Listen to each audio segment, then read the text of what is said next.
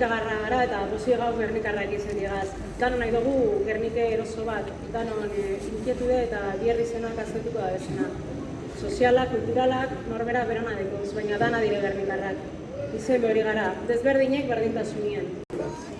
Eta horretan ibili gara, aldaketa, etxe honetara, herri honetara, ekarri gurien.